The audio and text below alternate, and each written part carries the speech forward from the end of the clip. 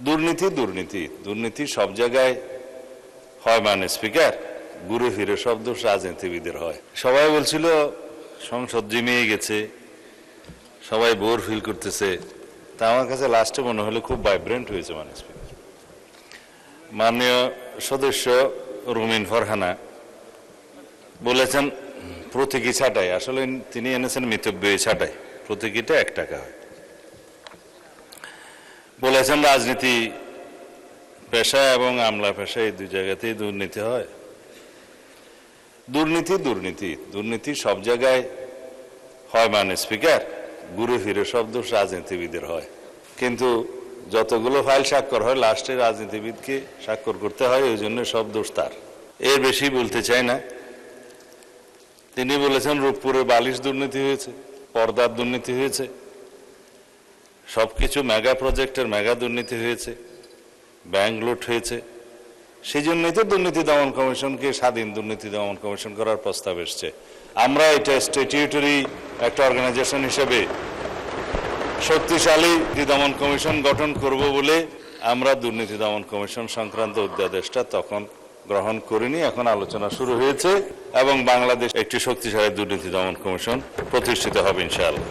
বলেছেন commission chairman যাদেরকে নিয়োগ করতে হবে তাদের কিভাবে নিয়োগ করা হবে সেজন্য সার্চ কমিটি তো আছে, আগের আইনেও ছিল এবং সেই অধ্যাদেশটা গ্রহণ করা না গেলেও আগের আইনটা রিভাইভ হয়েছে, ওখানেও সার্চ কমিটি আছে। সেই সার্চ কমিটি অনুসারে দুর্নীতি দমন কমিশনটা গঠন করার জন্য, সার্চ কমিটি গঠনের জন্য যেই কমিটি গঠন করার উদ্যোগ নেওয়া হয়েছিল, দয়া করে কালকে মাননীয় প্রধান বিচারপতি অনেক দিন পরে তার প্রতিনিধি নিয়োগ করেছেন, বহুদিন গড়িয়ে গেছে। হয়তো আপনারা মনে করে নিয়েছেন সরকার আন্তরিক না। সরকার আন্তরিক ছিল, চিঠি দিয়েছে সার্চ কমিটি গঠন করা হবে, দুর্নীতি দমন কমিশন গঠন করা হবে, কিন্তু আমরা সহযোগিতাটা পাইনি। গতকালকে কেবল সই করে দিয়েছে। এখন সার্চ কমিটি গঠিত হবে, দুর্নীতি দমন কমিশনও গঠিত হবে, দুর্নীতির সমস্ত বিষয় অ্যাড্রেস করা হবে। তবে আপনাদেরকে আশ্বস্ত করতে চাই, এটা হচ্ছে একটা মধ্যবর্তী ব্যবস্থা। দুর্নীতি দমন কমিশন আইনটা পার্লামেন্টে নিয়ে আসলে বিলটা, তখন একটা আরো শক্তিশালী দুর্নীতি দমন কমিশন গঠন হবে, আইনটা গঠন হবে, তখন আমরা সেখানে আলোচনায় অংশগ্রহণ করতে পারবো। আলোচনার ভিত্তিতে, সমঝোতার ভিত্তিতে একটি দুর্নীতি দমন কমিশন আইন গঠিত হবে। কিন্তু মধ্যখানে আমাদেরকে দুর্নীতি দমন কমিশনটা ফাংশনাল করার জন্য একটা সার্চ কমিটির মধ্যে দিয়ে, আগের আইনটার মধ্যে দিয়ে একটা কমিশন গঠন করে ফেলতে হবে। মাত্র 30% টাকায় জমির মালিক হয়ে নতুন বাংলাদেশের গড়ে তোলার স্বপ্ন দেখা বাংলা বসতি।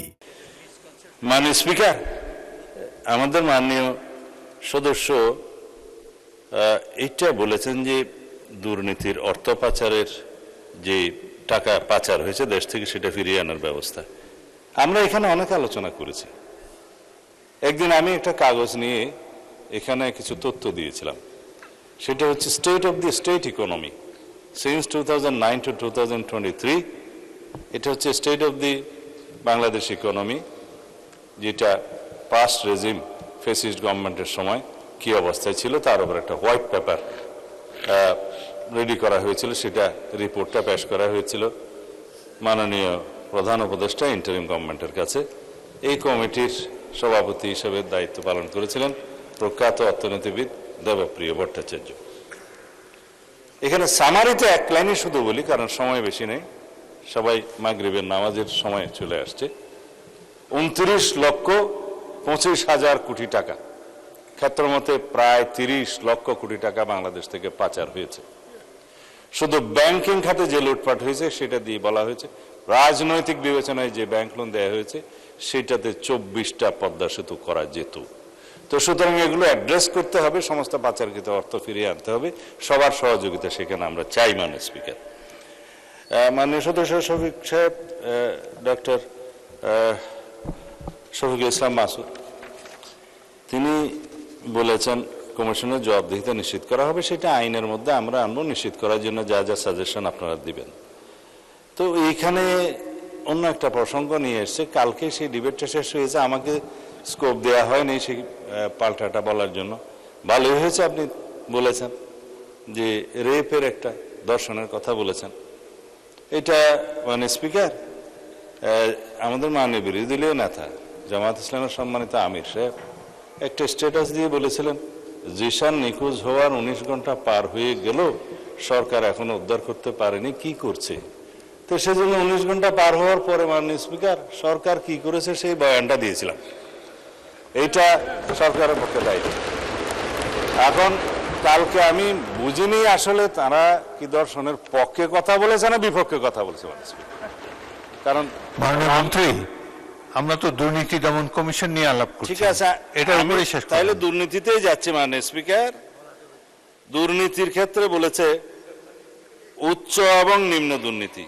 আইনে কিন্তু ডেফিনেশনে উচ্চ দুর্নীতিও নাই, নিম্ন দুর্নীতিও নাই। দুর্নীতি এবং দুর্নীতি একই ডেফিনেশন। এখানে দুর্নীতি ছোট হয় না, বড় হয় না। যেমন দর্শন ছোট হয় না, বড় হয় না, সবই সমান। রামিসা আর জিশান সবই সমান দর্শনের ক্ষেত্রে। মাননীয় স্পিকার, একটার বিচার চাইবে আর একটা চাইবে না তা হয় না।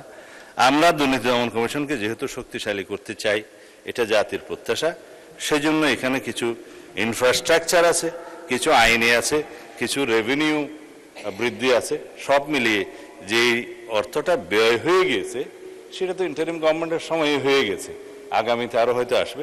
সুতরাং এই ব্যাপারে ছাঁটাই প্রস্তাবগুলো নামঞ্জুর করার জন্য আমি আহ্বান জানাচ্ছি আপনাকে। আর তারপরে তো ভোট হবে।